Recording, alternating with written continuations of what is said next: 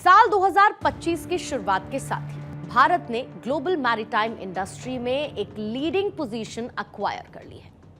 भारत के पास आज 7,517 किलोमीटर का कोस्ट लाइन है, जहां पर 12 बड़े पोर्ट्स हैं और साथ ही 200 ऐसे पोर्ट्स हैं जो कि 1550 मिलियन टन का कार्गो हर साल लिफ्ट कर लेते हैं। इसके साथ ही आज भारत के पास 20 लाख स्क्वायर किलोमीटर के एक्सक्लूसिव इकोनॉमिक जोन्स हैं और साथ ही कोस्टल डेवलपमेंट प्रोग्राम के तहत अब तक 21,000 युवाओं को ट्रेन किया जा चुका है। नेशनल कोस्टल मिशन के तहत समुद्र में वेस्ट मैनेजमेंट के लिए 240 करोड़ रुपए अलॉट किए जा चुके हैं। Ministry of ports, shipping and waterways ने विजन 2030 और 2047 के लिए 22 विकसित भारत संकल्प सेल्स बनाए हैं और इसके साथ ही नील अर्थ विजन इंप्लीमेंटेशन सेल्स को तैयार किया है। इन सेल्स के लिए और इन सेल्स के जरिए भारत समुद्र में सुपीरियॉरिटी का अपना सबसे बड़ा विजन पूरा करने जा रहा है। प्रधानमंत्री नरेंद्र मोदी ने भारतीय मैरीटाइम ब्लू इकोनॉमी के लिए लॉन्ग टर्म ब्लूप्रिंट अमृतकाल विजन 2047 को लॉन्च किया। यह ब्लूप्रिंट बंदरगाह सुविधाओं को बढ़ाने, टिकाऊ प्रथाओं को बढ़ावा देने और अंतर्राष्ट्रीय सहयोग को सुविधाजनक यानी कि एट कंफर्ट बनाने के लिए लाया गया है। इसके साथ ही 23,000 करोड़ रुपए से ज्यादा की परियोजनाओं का इनॉग्रेशन भी किया गया था। ये 23,000 करोड़ रुपए की समृद्धि के लिए लगाए गए ये नीली क्रांति के लिए किया जाने वाला निवेश है। ये पैसा वर्ल्ड क्लास पोर्ट्स बनाने के लिए इस्तेमाल किया जाएगा। ईज ऑफ डूइंग बिजनेस को बढ़ावा देने के लिए छोटे पोर्ट्स बनाए जाएंगे, लॉजिस्टिक कॉस्ट को घटाया जाएगा और सरकार की तरफ से पोर्ट्स के लिए इंस्टीट्यूशनल बदलाव, रेगुलेटरी और लेजिस्लेटिव बदलाव भी किए जाएंगे। सेफ, सब्सटैंशियल और ग्रीन मैरीटाइम सेक्टर को बढ़ावा दिया जाएगा और इन सब को पूरा करने के लिए बाकायदा एक मसौदा भी तैयार किया गया है। इसे इनिशिएटिव प्लान कहा जाता है और इन इनिशिएटिव्स को लॉन्च करने के लिए 3 पिलर प्रोग्राम बनाया गया है। ये 3 पिलर होंगे, पहला पोर्ट्स, दूसरा शिपिंग और तीसरा वाटरवेज। और इन 3 पिलर को मजबूत करने के लिए प्रधानमंत्री नरेंद्र मोदी ने 150 से ज्यादा इनिशिएटिव्स पर काम करना शुरू कर दिया है। पोर्ट्स के लिए वर्ल्ड क्लास पोर्ट इंफ्रास्ट्रक्चर तैयार किया जाएगा, स्मार्ट पोर्ट्स बनवाए जाएंगे। शिपिंग के लिए शिप बिल्डिंग, इसके मेंटेनेंस और रिसाइकलिंग में आत्मनिर्भर बनना होगा। शिपिंग पॉलिसी में रिफॉर्म किए जाएंगे। Ocean, coastal and island cruises hub develop किए जाएंगे और world class maritime research, education और ट्रेनिंग सेंटर्स बनाए जाएंगे। वहीं जलमार्ग यानी कि वाटरवेज के लिए कार्गो मूवमेंट को प्रमोट किया जाएगा, रीजनल कनेक्टिविटी को बढ़ावा जाएगा और कोस्टल इंटीग्रेशन पर भी काम किया जाएगा। इसके साथ ही रिवर क्रूज टूरिज्म पर भी जोर दिया जाएगा। अब आप ये देखिए, ये तो हो गया प्रधानमंत्री नरेंद्र मोदी का नीली क्रांति को लेकर विजन।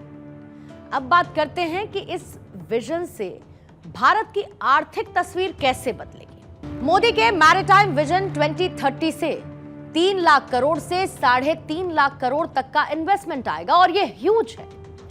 20 लाख से ज्यादा रोजगार के अवसर पैदा होंगे और ट्रेड की कॉस्ट में 23,000 से 27,000 करोड़ की कमी आएगी। विकास की ये तस्वीरें हमें भारत के मेजर पोर्ट्स पर देखने को मिलेंगी, यानी कि गुजरात, महाराष्ट्र, गोवा, कर्नाटक, केरल, पश्चिम बंगाल, ओडिशा, आंध्र प्रदेश। इन राज्यों में यह विकास देखने को मिलेगा और इन राज्यों में जो मेजर पोर्ट्स हैं जैसे कि कांडला, मुंबई, JNPT, मोरमुगांव, मैंगलोर, कोचीन, कोलकाता, पारादीप और विशाखापत्तनम, इसके साथ एन्नौर, चेन्नई, टूटिकोरिन, पोर्ट ब्लेयर। यहां पर दरअसल ट्रेड में भी तेजी देखने को मिलेगी। दूसरे शब्दों में अगर कहें तो ये पोर्ट्स उस इलाके की अर्थव्यवस्था के एपिक सेंटर बन जाएंगे। अब उससे पहले कि आपके जहन में ये सवाल आए कि ये सब तो विजन की बात है, फ्यूचरिस्टिक बातें हैं, इस पर भरोसा क्यों किया जाए? क्या गारंटी है कि जो कहा गया है वो पूरा भी होगा? ऐसे में हमें सबसे पहले प्रधानमंत्री नरेंद्र मोदी का साल 2021 में मैरीटाइम समिट में दिए गए भाषण का एक अंश सुनना चाहिए, जहां पर उन्होंने ये कहा था कि आने वाले दशकों में भारत दुनिया के टॉप 5 जहाज बनाने वाले देशों में से एक बनने वाला है। ये जरा एक बार आप सुन लीजिए। India is a natural leader in this sector. Our nation has a rich maritime history. Civilizations flourish on our coasts. For thousands of years, our ports have been important trading centers. Our coast connected India to the world.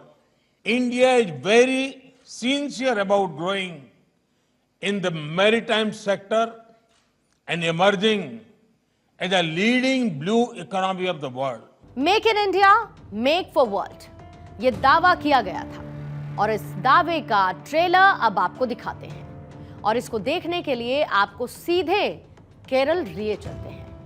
Kerala में जहां पर एक port बनकर तैयार हो चुका है और ये पोर्ट बनाया गया है विजिंजम में। और इस पोर्ट की कुछ खास बातें एक नजर में जरा समझ लीजिए। विजिंजम पोर्ट से भारत का व्यापार तेजी से होगा और इस पोर्ट से भारत के एक्सपोर्ट पर खर्च कम होगा और विजिंजम पोर्ट से भारत की कमाई भी बढ़ेगी। आप देखिए, भारत हर साल समुद्र के रास्ते 333 बिलियन डॉलर का एक्सपोर्ट और 552 बिलियन डॉलर का इंपोर्ट करता है। विजिंजम पोर्ट की वजह से एक्सपोर्ट और इंपोर्ट पर होने वाला खर्च कम होगा। एशिया में भारत भले ही हिंद महासागर का सबसे बड़ा देश है, लेकिन भारत ने कभी अपने समुद्र का फायदा इतिहास में उठाने की तैयारी नहीं की थी। अभी इंटरनेशनल शिपिंग ट्रेड के ईस्ट वेस्ट कॉरिडोर पर, यानी कि पश्चिम के देशों से सामान पूर्व के देशों तक लाने के लिए 3 मेजर ट्रांसशिपमेंट हब हैं। पहला है दुबई का जबेल अली पोर्ट, दूसरा है श्रीलंका का कोलंबो पोर्ट और तीसरा है सिंगापुर पोर्ट। अब ये ट्रांजिट पोर्ट हब होते क्या हैं और इन ट्रांजिट पोर्ट हब के जरिए कितना और कैसे व्यापार होता है? तो ये वो जगह होती हैं जहां पर बड़े कार्गो शिप्स डॉक किए जाते हैं और इन बड़े कार्गो शिप्स को कहा जाता है ultra large cargo ships. Ultra large cargo ship 1200 feet से लंबे होते हैं और एक बार में 14,500 से ज्यादा कंटेनर अपने साथ ले जा सकते हैं। अब तक भारत में ऐसा एक भी पोर्ट नहीं था जो कि इन अल्ट्रा लार्ज कार्गो शिप को डॉक कर सके। भारत के पोर्ट इतने गहरे नहीं थे कि इतने बड़े जहाज पोर्ट तक पहुंच सके और इससे भारत को क्या नुकसान था उसकी बात हम आगे करेंगे। लेकिन उससे पहले आप ये जान लीजिए कि एशिया के 3 सबसे बड़े ट्रांसशिपमेंट हब कितनी कमाई करते हैं। सबसे पहले बात करते हैं दुबई के जाबेल अली पोर्ट की, जिसने साल 2022 में 163 बिलियन डॉलर का री एक्सपोर्ट किया था, जबकि साल 2021 में सिंगापुर ने 197 बिलियन डॉलर का री एक्सपोर्ट किया। और री एक्सपोर्ट से इतनी कमाई होती है, और ये री एक्सपोर्ट आखिर होता क्या है ये भी समझिए। री एक्सपोर्ट का मतलब होता है कि एक देश से किसी दूसरे देश के पोर्ट तक कंटेनर पहुंचे और फिर उस देश में एक छोटे शिप से कंटेनर उतारकर दूसरे बड़े शिप पर लोड किए गए और इसके बदले मोटी फीस वसूली गई। इसे आप ऐसे समझिए कि भारत की किसी कंपनी को अपना 100 कंटेनर सामान जर्मनी भेजना है तो पहले मुंबई में एक छोटे कंटेनर शिप पर लादकर सामान को दुबई के जाबेल अली पोर्ट भेजा गया। फिर वहां से उस शिप में लदे हुए कंटेनर उतारकर बड़े शिप पर लोड किए गए जो कि उस सामान को लेकर जर्मनी पहुंचा है। और इस व्यवस्था से भारत की कंपनी का मुनाफा कम हुआ क्योंकि उसे सामान जर्मनी पहुंचाने के लिए दुबई में एक्स्ट्रा फीस चुकानी पड़ी और सामान पहुंचने में देरी हुई, जबकि दुबई को 100 कंटेनर की फीस मिली। अब एक सवाल यह भी हो सकता है कि सीधे छोटे शिप से ही सामान जर्मनी क्यों नहीं भेजा जा सकता? तो जवाब यह है कि 4000 कंटेनर वाले शिप के मुकाबले 10,000 कंटेनर या फिर उससे ज्यादा लोड वाले शिप से सामान भेजना 30% तक सस्ता पड़ता है। भारत का 62% कार्गो सिंगापुर, कोलंबो या फिर जाबेल अली पोर्ट के जरिए दूसरे देशों तक पहुंचता है। और सिर्फ एक्सपोर्ट के वक्त ही ऐसा नहीं होता है, किसी दूसरे देश से सामान इंपोर्ट करते वक्त भी ऐसा होता है। मसलन ये कि भारत अगर चीन से कोई सामान मंगाता है तो बड़ा कार्गो शिप पहले कोलंबो पहुंचता है, फिर कोलंबो से छोटे कार्गो शिप पर लादकर सामान भारत पहुंचता है। और ट्रांसशिपमेंट हब को एक्सपोर्ट और इंपोर्ट दोनों तरफ से फायदा होता है। भारत ने अब 7600 करोड़ रुपए इन्वेस्ट कर केरल के विजिंजम पोर्ट को डेवलप किया है। इससे फायदा क्या होगा? आसान शब्दों में यह भी समझिए। भारत का सामान किसी दूसरे देश के ट्रांसशिपमेंट हब के जरिए भेजने पर हर कंटेनर की फीस चुकानी पड़ती है और यह फीस $200 तक होती है। इससे भारत को हर साल 200 से 220 मिलियन डॉलर का नुकसान होता है। भारत में बना हुआ ट्रांसशिपमेंट हब शुरुआती 5 साल में ही हर साल 1000 करोड़ रुपए तक बचाएगा और विजिंजम पोर्ट के जरिए दूसरे देशों के कार्गो को शिप करके हर साल 300 करोड़ रुपए तक की कमाई भी होगी। और उससे भी बड़ी बात यह है कि श्रीलंका से यदि हमारे रिश्ते खटास में पड़ते हैं तो हमारा व्यापार भी खतरे में पड़ता है। अब विजिंजम पोर्ट ने यह खतरा भी टाल दिया। इसके साथ ही बदलते पोर्ट हमारी इकोनॉमी कैसे बदलते हैं उसे एक एग्जाम्पल से समझिए। जैसे कि भारत में शिवाकाशी में पटाखे बनाए जाते हैं और ये इंडस्ट्री 1000 करोड़ की है। भारत के पटाखों की पोलैंड और रूस में भी भारी डिमांड रहती है, लेकिन पटाखों को खतरनाक बताकर कोलंबो और जाबेल अली पोर्ट पर मौजूद बड़े चीनी जहाज उनको लेकर नहीं जाते, क्योंकि वो चीन में बने हुए पटाखे एक्सपोर्ट करते हैं और चीन का पटाखा बाजार 45,000 करोड़ रुपए का है। और शिवकाशी से छोटे शिप में पटाखे भेजने से उनकी कीमत बढ़ जाती है। अब विजिंजम पोर्ट के जरिए भारत अपने पटाखे एक्सपोर्ट कर सकेगा और अगर उसने वर्ल्ड के 15% बाजार पर भी रूल कर लिया तो भारत का पटाखा बाजार 2000 करोड़ से ज्यादा का हो जाएगा। अब आप सोचिए कि महज एक पोर्ट की बात हमने की, एक पोर्ट को बदल देने से कितने आंकड़े बदल गए, कितने लोगों की कमाई बदल गई और तो और उस इलाके की तस्वीर भी बदल गई। ऐसे में जब पीएम मोदी के विजन 2030 और अमृतकाल विजन 2047 तक हम उस लक्ष्य को भी पालेंगे, तब हम कहां पर खड़े होंगे?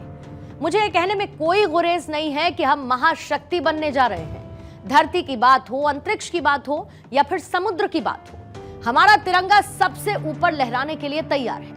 भारत विकास के नए हाईवे पर छलांग भरने को तैयार है, क्योंकि भारत के पास आधुनिक सोच के साथ साथ परंपरागत ज्ञान, विज्ञान और सदियों के अनुभव का खजाना भी मौजूद है। और यही है आज की इंडिया स्टोरी।